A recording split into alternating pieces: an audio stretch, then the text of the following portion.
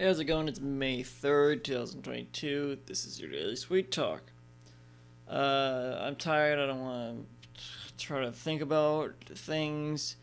So I'm just going to make up another story. I guess I'm still having to think of things. But I'm thinking of things. I'm not thinking about things. It's different. Anyway, let's say this is about an apple named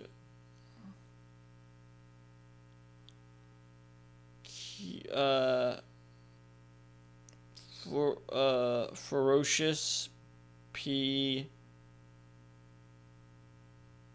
Waldorf. Fairy for short. Ferocious. Fairy the apple. And he fell out of a tree, and it's like when a baby bird falls out of the tree and it's leaving home for the first time. That's what happened with this apple. Sure. Um, so he's walking along the grass of this orchard where he was born out of this apple tree.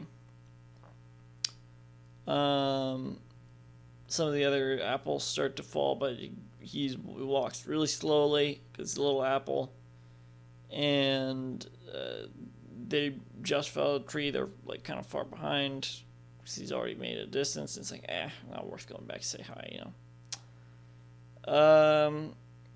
He sees some people walking around picking apples, and he waves, and they're like,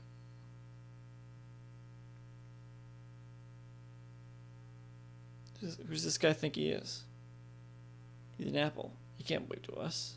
And he's like, "Oh, okay." And he keeps walking along. Sees a worm. He's like, "Oh, worm. Hi, worm." And the worm does not react visibly at all. And he's like, okay. I guess he's kind of lonely. I guess he wants some company. He's all alone on the world on his big adventure.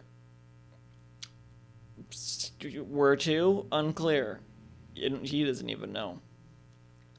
He's walking along. He's kind of reaching the end of the line of trees in this grassy orchard.